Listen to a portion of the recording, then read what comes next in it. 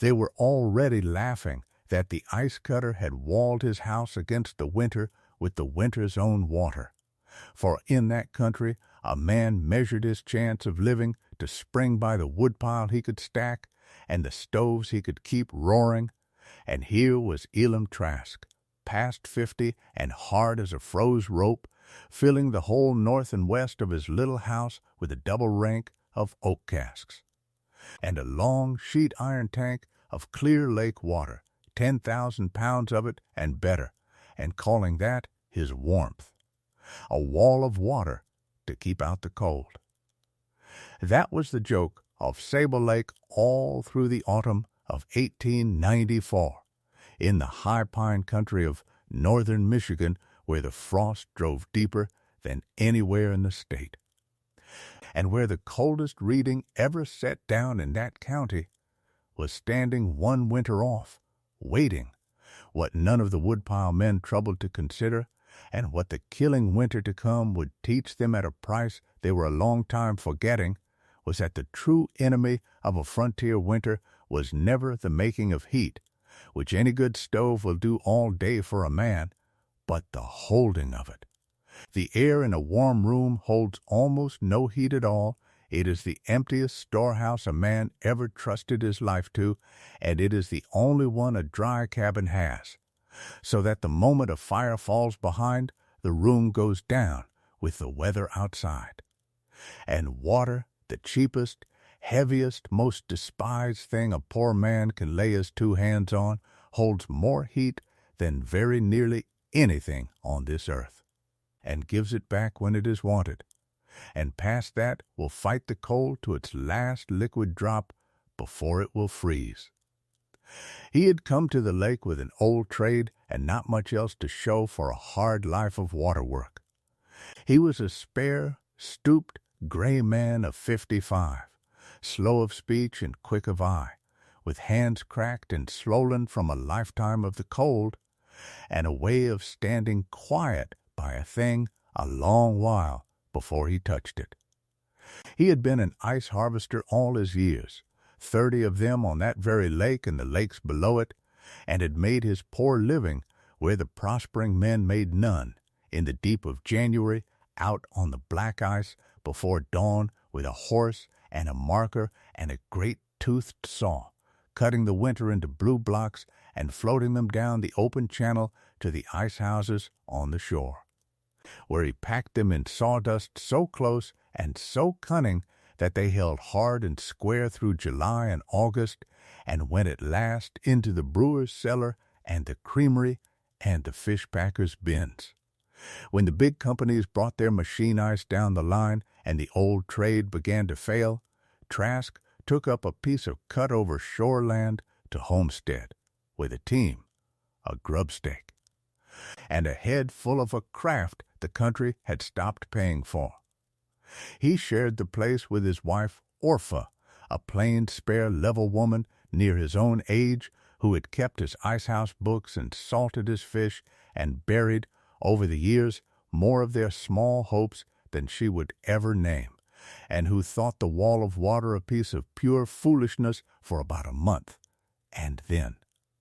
having sat warm beside it through a December that had the whole town roaring its stoves, would take the head off any neighbor who cared to say one word against it. For Trask knew one plain thing in his bones that the woodpile men around him had never once had cause to learn, because they thought of warmth only as a thing you make, and never as a thing you must somewhere keep. It was this, that water is the great hoarder of heat. He had not read it in any book. He had learned it with his back and his hands, standing 30 summers inside his own ice houses, where 100 tons of the lake lay packed in sawdust and would not be hurried out of its cold for anything the season could do. The same steady chill inside on the worst blazing day of August as on the morning he had shut the door in February, because a great mass of water, once it has taken a temperature, holds to it with a stubbornness that has to be felt to be believed. And he knew the far side of that same coin, the part that would undo the whole county before the winter was out, that water fights to keep from freezing and pays for the fight in heat. Every pound of water that turns to ice gives off in the turning as much warmth as would carry that same pound of water half the way to boiling. A great secret ransom of heat, spent all at once at the very hour the cold bites hardest. He had watched it 1,000 times without ever having a word for it, the way a tub of wash water left in a shut shed would stand liquid and faintly steaming long after the air of the shed had gone bitter, holding its own freezing off as long as ever it could. The woodpile men looked at a barrel of water and saw a thing that would freeze and split and be a nuisance. Trask looked at it and saw the one storehouse of warmth a poor man could feel straight from the lake for nothing, that would give back all winter what a fire gave it, and would go on giving even after the fire had gone cold. Knowing a thing and building it into a wall a family can winter behind are two different labors. And every stage of the second one drew a fresh crowd of grinning men down to the shore. Trask built small, and he built tight, a low single room, its logs chinked twice and banked, its one door on the south away from the wind, and then, against the north wall in the west, where the killing weather would come from, he raised the thing the county never stopped talking about. He stood a double course of oak casks, coopered tight and hooped new, head to head from the floor to the plate, and behind them along the whole north run a long welded tank of sheet iron as high as a man's chest, and then, all through the shortening days of the autumn, he hauled the lake up to his house a barrel at a time and filled them, cask and tank. Near 2,000 gallons of clear water standing in his walls, with nothing but the sawdust-packed sheathing and a skin of boards between that water and the outer air. The living room lay on the warm side of all that water, so that the cold, coming down from the north, had to work its way through the whole cold, soaking mass of it before ever it could reach a sleeping man. He set a small plate stove in the middle of the room, no bigger than a valise, and a stovepipe up through the roof, and against the warm face of the water wall he built his shelves and his bins and stood his household water, and that was the house. Half of Sable Lake made the walk out along the shore to look at it, a man who had built himself a cistern to live in, a fellow who had gone and moved the lake indoors, an old ice cutter so turned about in his head that he had walled his own wife up behind 2,000 gallons of the very thing any hard winter would turn to solid ice and split the staves for the trouble. The laughter had a leader, and his name was Harlan Voss. Voss was the man the county reckoned had done everything the right way and had the winters fairly beaten. He owned the mill at the head of the lake and the best of the pine behind it, and he heated the finest house in that country, 2 full stories of milled lumber and white paint, with tall windows and a stove roaring in every room of it, on cordwood that cost him next to nothing, because he owned the very woods it was cut from. Fuel was the one thing Harlan Voss would never want for so long as a tree stood, and it made him easy and loud on the whole subject of how a man kept warm. He took the ice cutter's wall of water as a kind of insult aimed at everything he knew, for it stood down on the shore as a plain daily argument that a man might winter in that country without a great woodpile and a house full of roaring iron, which were the 2 things Voss sold the county and lived by. There is no warmth in a barrel of water, he would say to the men warming their backs at his mill stove, and the old fool has gone and built himself an ice house, and means to keep house inside of it, and he will be froze into a solid blue block before the new year, and we will have to chop him out with his own saw. And the men would laugh, because it was a good hard laugh, and their own wood piles were high, and it went round the settlement and stuck fast, the ice cutter in his cistern, the crazy old lake man who had walled his wife up behind 2,000 gallons of trouble and called the thing a house. The strangest part of it, and the part Trask could never quite make them feel, was that there was nothing new under the sun in any of it. And the county looked straight past that only because it had never once had reason to look. Men had been keeping their warmth and their cold in water for as long as there had been cellars to keep them in.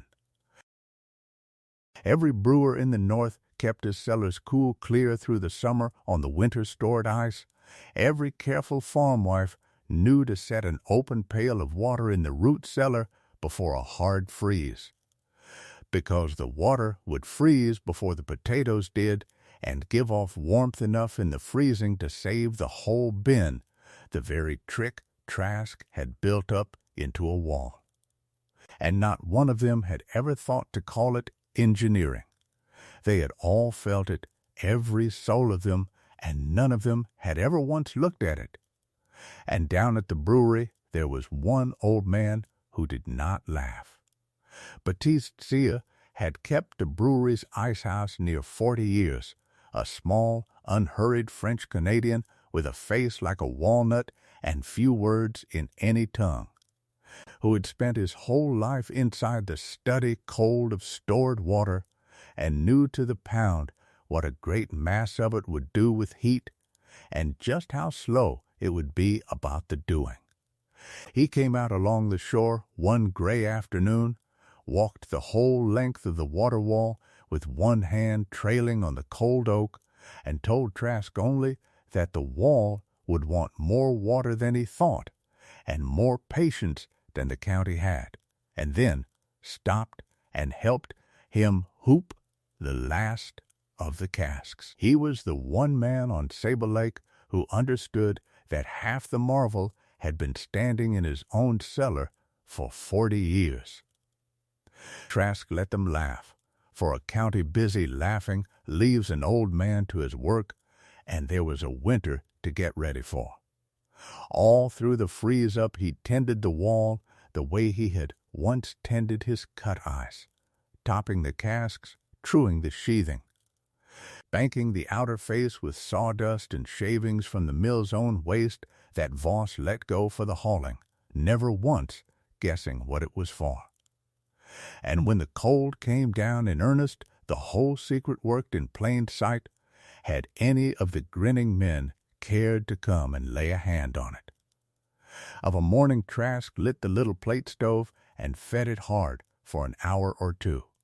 And the heat of it did not go straight up the pipe and out into the county the way heat pours from a dry hot room. It went into the water. 2,000 gallons drank it down and hardly seemed to warm at all, for water takes a deal of heating, but what it drank it kept, and gave back all that day and all the night after in a slow, even, patient warmth off the whole broad face of the wall, so that the room never swung and never chilled and stood mild from the one short fire, dark to dark. Against the warm face of it the household water never skinned, and the potatoes and the put-up things never once felt the frost. Trask burned in a day what Voss's fine house burned before breakfast. The one labor of the whole place was the water, a fire morning and evening to feed the wall. And a hand kept study on it, and where a great wood-pile ought to have stood against the gable there was only a small, neat rick a man could have carried in on his own back in a week of trips. By the first hard snap of the winter Trask had his first plain proof, though he was near the only soul in the county who marked it for what it was. A sharp still cold came down out of the north in the early part of December and sat on the lake a week, the kind of cold that in that country sets the stoves roaring day and night and cannot be let slack for an hour. Sable Lake burned through that week in a way that made the prosperous men quiet. The fine houses on the hill ran their stoves around the clock and still lost the upstairs to the frost by the second night,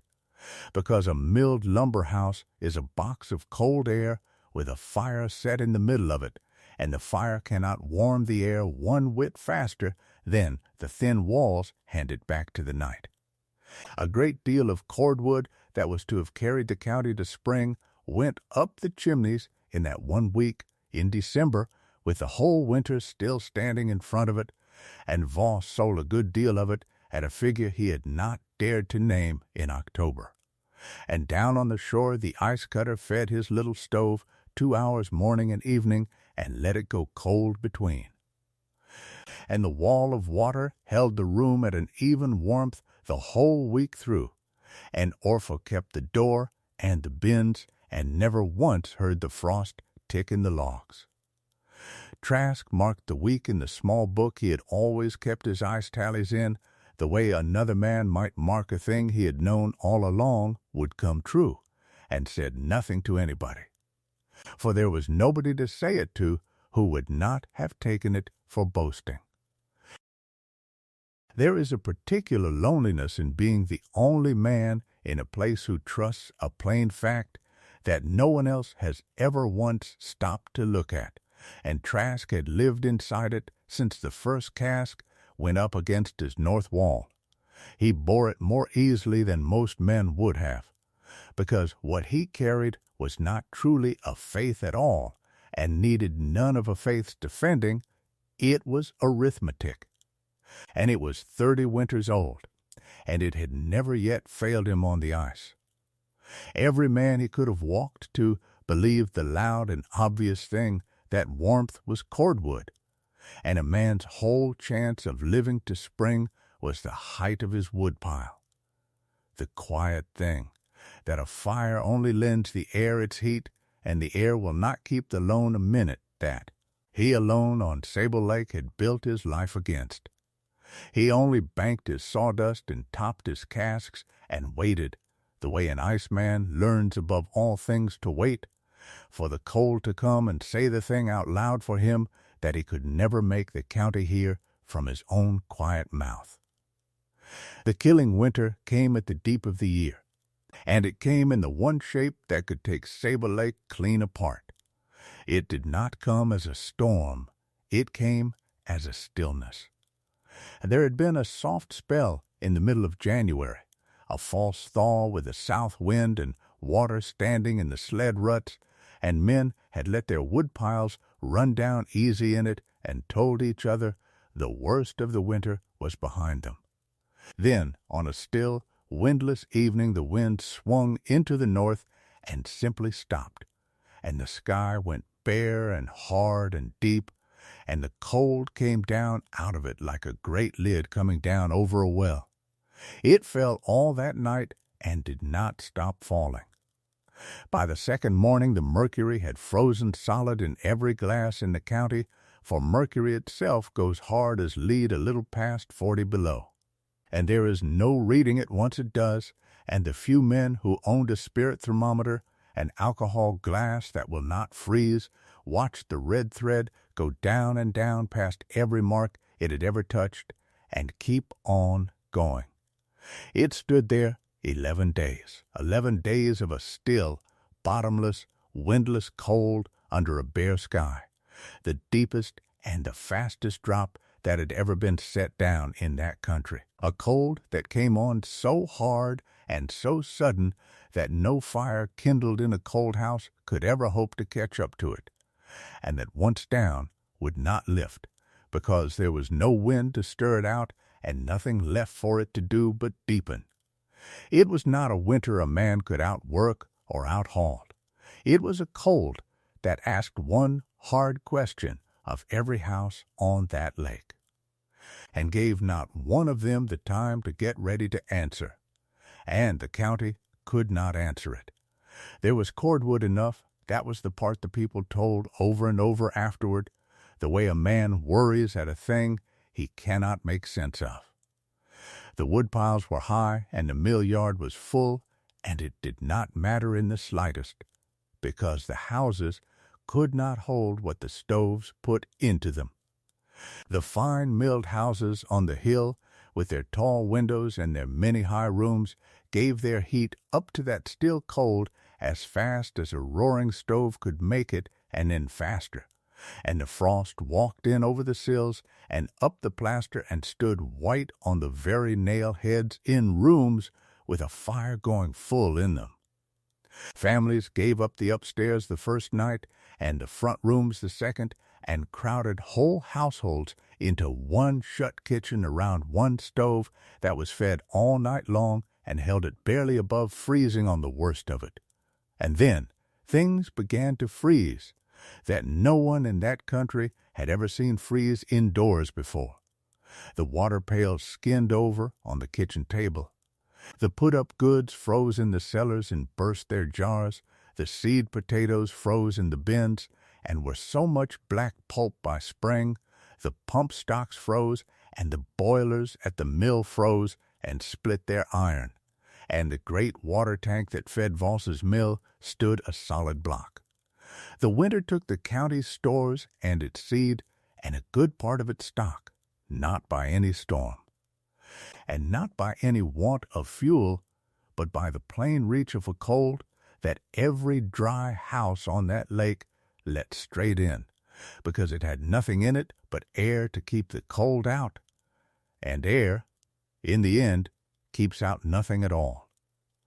Down on the shore in the cistern the whole county had laughed at, Elam, Trask, and Orpha were warm. They were not merely getting through it, they were warm, plainly, steadily, almost unreasonably warm, and every one of those 11 bottomless days, every day that took another piece out of Sable Lake, the wall of water did the exact work Trask had built it to do, and then a greater work besides. For the first days, the 2,000 gallons simply gave back the heat they had drunk all the winter long, and even warmth off the whole broad face of the wall that the little stove had only to touch up morning and evening. And then, as the cold drove in at last through the sawdust and reached the outer casks, the water in them began to do the thing that no fire and no wood pile in the county could do. It began to freeze, and freezing, it poured its hidden ransom of heat back into the room. The outer face skinned over with ice, and the ice thickened inward a little more with each day. And every inch of it that froze gave up that great secret store of warmth all at once into the house, at the very hour the cold outside was biting hardest. The stove could very nearly have gone cold, and it would scarcely have mattered, for the wall was heating the room now out of its own slow freezing, out of nothing in the world but the water's long unwillingness to turn to ice. The plain thermometer on the warm face of it stood at 40 above and would not fall. And beside it, the water in the nearest cask held at 32 and would not fall either, pinned there day upon day by the plain law that water cannot go 1 degree colder than that until the last of it has frozen, and 2,000 gallons do not freeze in 11 days, nor in a month of them. Against that warm wall the potatoes kept sound, and the household water stood liquid and bright, and the one milk cow, shut in a lean to built against the outer gable, so the wall warmed her too, came through the whole of it with the frost, never once reaching her. The one man on Sable Lake, whose business it was to know exactly how cold it had got, was also the one man curious enough to go and measure the other thing. DeLoss Prentice was the station agent and telegraph operator at the depot, a spare, precise, spectacled man of about 40 who kept the railroad's thermometer and wired the temperature down the line morning and night. On the 7th morning of the cold he read his mercury glass and found it frozen useless, as it had been for days, and read instead the spirit thermometer the road had sent up for just such weather. And it stood at 49 degrees below zero in the still black before sunrise, the lowest figure ever wired off that key. And then, because he had heard the talk, and a careful man likes to see a thing for himself, Prentice buttoned a spare spirit glass inside his coat and walked the shore road the 1.5 miles down to the ice cutter's place through a cold so deep the dry snow shrieked under his boots and the swamp trees cracked like guns. Orphle let him in through the double door, and DeLoss Prentice stood in that one warm room in a whiteout of his own steaming breath and slowly took off his frozen cap and did not put it back on. There was no great fire. The little plate stove ticked with a blaze scarcely bigger than a lamp. Cold gray ash banked under it from the night. He read the plain thermometer on the warm oak. Then he hung his own beside it, waited out the quarter hour, and read that. They agreed. 40 above, in a poor ice cutter's one-room house, at the same still hour that the railroad's own glass, 1.5 miles up the shore, stood at 49 below, a gulf of 89 degrees. Held across nothing in this world but a wall of lake water freezing in its casks, and the plain sense to know beforehand that it would. Prentice wrote both figures in his book, then laid his bare hand flat on the cold-sweated oak and felt the warmth coming steadily out of the freezing water behind it, and said, mostly to himself, that the same 49 below had been standing on the roof of his own depot all the night long. By the 9th day, the reckoning had come to Harlan Voss. He had all the cordwood in the county, and it had bought him nothing, for his fine tall house was the very worst kind for such a cold, much glass, many high rooms, a great volume of cold air to warm, and almost nothing anywhere in it to hold the warmth once it was made.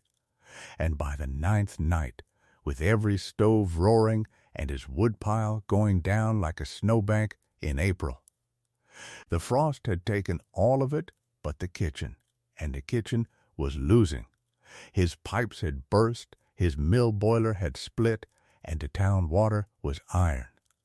And it was not the cold alone that put him out onto the lake that night. It was that a man whose house is failing around his ears cannot sit still inside of it, and Voss took a notion, half sound, half the cold already working at his judgment,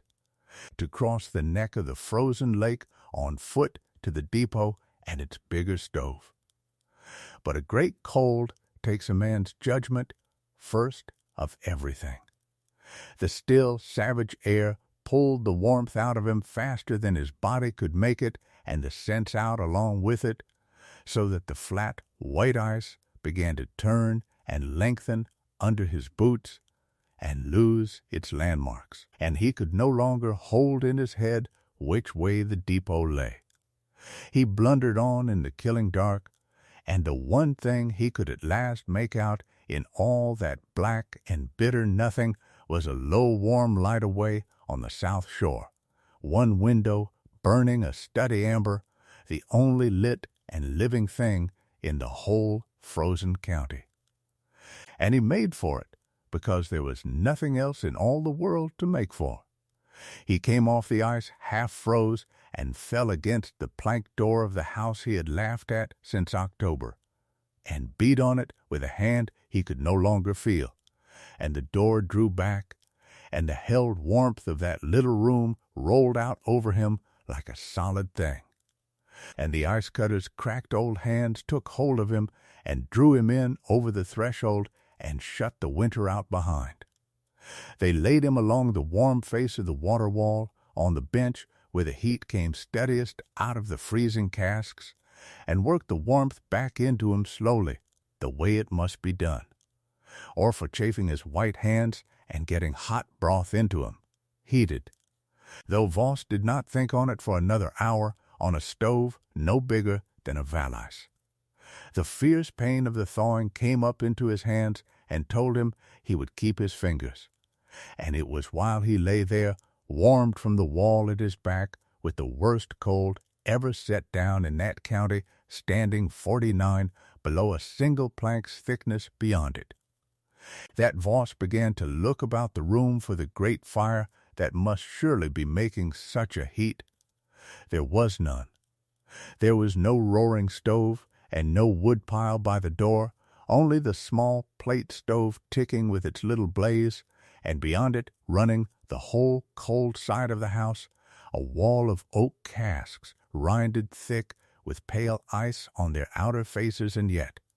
when he laid his thawing hand against the nearest, cold and wet and liquid and alive within, the water holding warm against all reason, at the very moment it was turning to ice,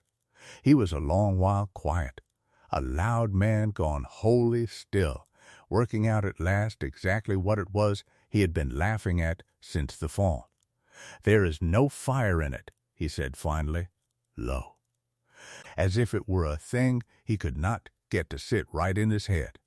"You have no woodpile, Trask, and I own the whole county's woods and could not keep my own front room, and here you lay me warm against a wall of ice."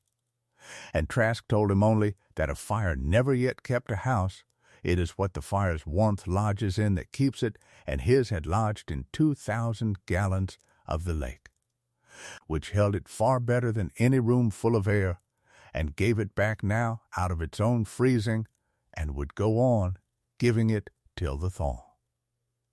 And Voss said lower still that he had sold that county its warmth by the cord for 20 years, and had never once thought to ask where the warmth went the moment the fire was out. And Trask, who had no meanness in him, told him to lie further toward the middle where the wall ran warmest, for there was heat enough in 2,000 gallons for a rich man as well as a poor one, and it had cost nothing but the hauling. He kept Voss on the warm bench 3 days, and sent him home on the 4th in a milder spell, leaning on the ice-cutter's arm, and before the great cold broke, 2 households from the failing houses on the hill came down the shore on the word that there was a room by the water that stood warm without a woodpile, and the little house built for 2 held them all and ran on what it had always run on. The slow, patient warmth of the lake it had been built around. When the cold let go at last, and a low, hard sun came up over a silent white county,